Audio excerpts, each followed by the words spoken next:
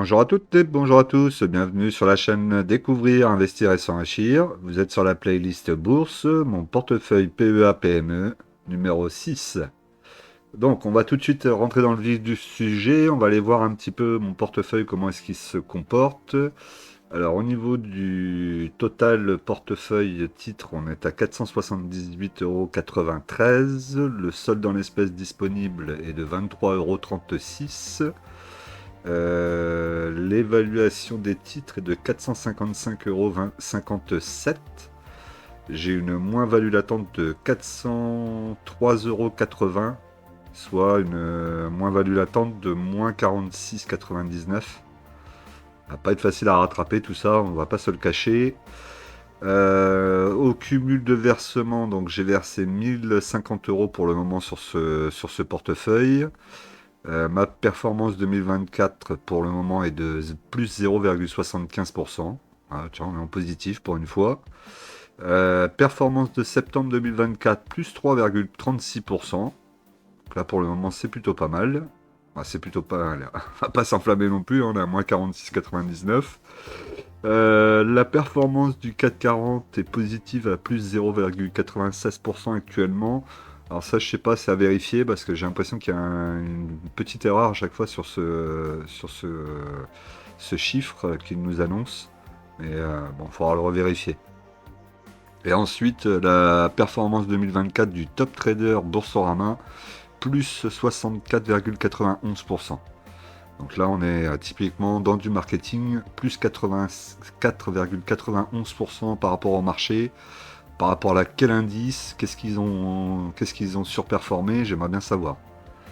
Parce que là, c'est quand même assez surprenant.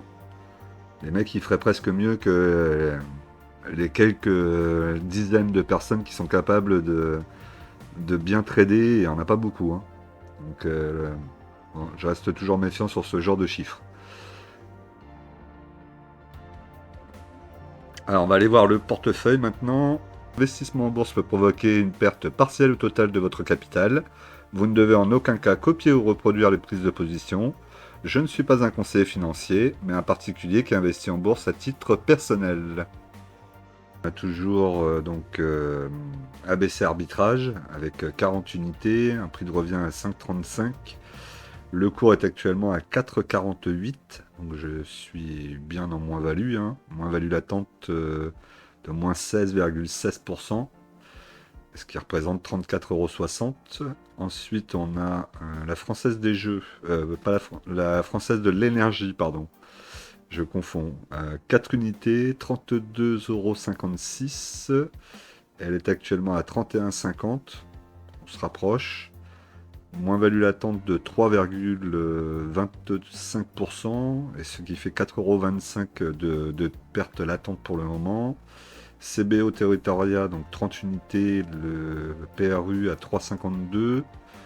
Le cours actuel 3,60, donc là je suis en plus-value. Plus-value latente de 2,36%, soit 2,49 €. On va pas aller loin. Évidemment, les grosses pertes. Fermentile 100 unités, un PRU à 3,12 € pour un prix actuel du cours à 0,38. Ça fait quand même assez mal. Ah, ça a salement chuté, hein. Je suis pas sûr qu'un jour on reviendra dans mes prix, hein. Ce qui fait une perte latente de moins 87,81%. Et pour finir en beauté, nous avons Gossin, donc 30 unités, 3,25 € à l'achat. Le cours actuel à 0,14 centimes. Aïe aïe aïe. Moins-value latente de 95,92%, soit 93,44 € de perdu latent pour le moment. Donc déjà, rien que ces deux-là, on a pratiquement, on a pratiquement 350, un peu plus de 350 € de perdu déjà. C'est vrai que là, ça fait mal.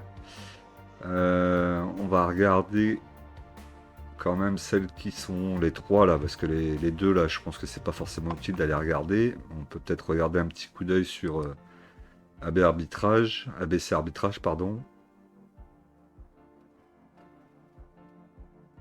Donc au niveau d'ABC arbitrage,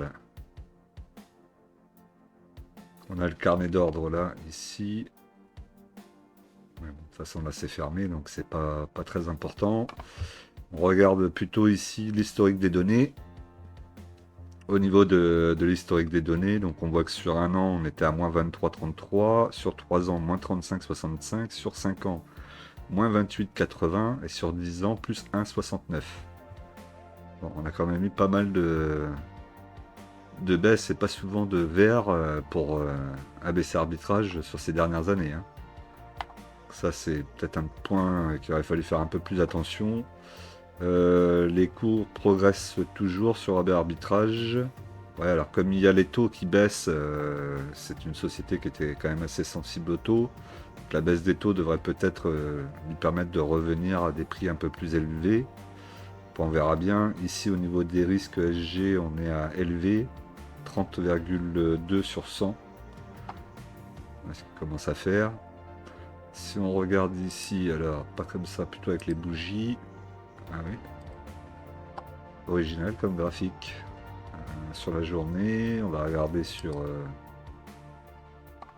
Alors sur 10 ans, donc là on voit qu'effectivement on a une belle grosse baisse ici. On regarde par rapport à... Peut-être se mettre une petite barre horizontale. Là, en prenant ici par exemple. Il n'a pas pris ma barre, non, il l'a pas pris.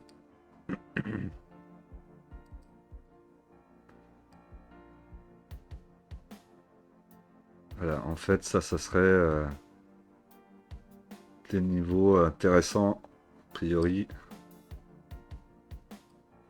Hop, on va plus la toucher, voilà. Donc là, typiquement, il faudrait surveiller cette zone-là, que ça repasse au-dessus. Parce que ça va être une résistance qui peut être assez solide, hein, à 5-10. À surveiller, et puis ensuite... on verra ce qui va se passer. Pour le moment, on voit, en tout cas, j'ai l'impression, depuis le point le plus bas, que les plus hauts sont de plus en plus hauts. Là, ici, ici, ici. Donc ça serait une bonne chose à voir si jamais c'était le cas. Et on va pas s'enflammer non plus. Déjà, je vous dis, les 5-10, je pense que ça sera important déjà qu'on casse cette résistance-là de 5-10.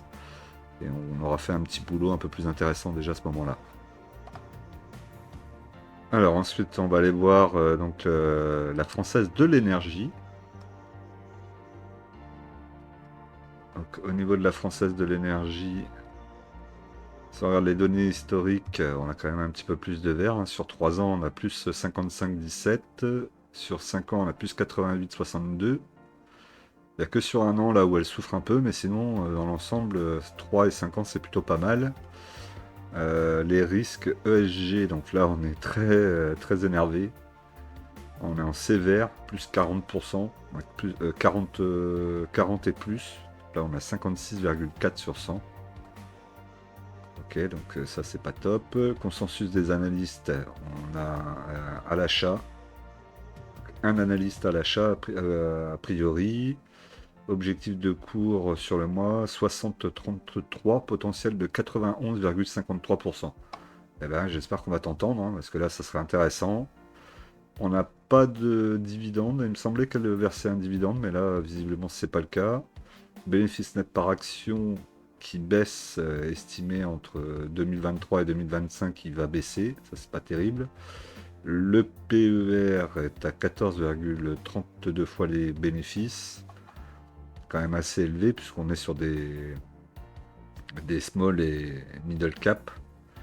Donc, paye quand même assez cher la société. Après, je pense que c'est un bon dossier que vous m'aviez fait découvrir hein, d'ailleurs lors d'une demande de faire une analyse fondamentale sur une société. D'ailleurs, si vous voulez que j'en fasse d'autres, n'hésitez pas à me demander. J'avais découvert cette société et au final, je trouve qu'elle était plutôt intéressante. Plus qu'intéressante même. C'est pour ça que je suis rentré dessus. Voilà ce qu'on pouvait dire. On va regarder le graphique. À chaque fois, le graphique ici, il faut le mettre sur 10 ans. Bon, là, ici, si on fait une petite petite barre, où est-ce que c'est? Hop, on va revenir ici. Voilà un peu ce qu'on peut imaginer là pour la Française de l'énergie. Petite résistance ici aux alentours des 36. On va peut-être pouvoir aller la tester. On voit déjà qu'on en a touché une là de résistance actuellement, hein, puisque si on redescend là, on voit qu'on est déjà positionné sur une résistance. Donc il va falloir casser cette résistance déjà. Et ensuite on ira chercher la zone des 36, hein, un petit peu plus haut. Ici. Donc là on aura déjà un beau petit retournement. Pas encore un retournement haussier, mais en tout cas on commencera à avoir un début de retournement.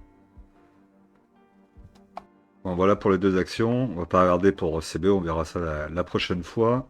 Au niveau de la performance du compte, vous vous doutez que c'est pas extraordinaire, hein, évidemment. Performance cumulée moins 5,79%, performance par période plus 1,07. Ok. Qu'est-ce qu'on peut y voir en fait là-dessus? Je pourrais le comparer, mais bon, le comparer, ça servirait pas à grand chose vu qu'il est, je le sais, il est très mauvais.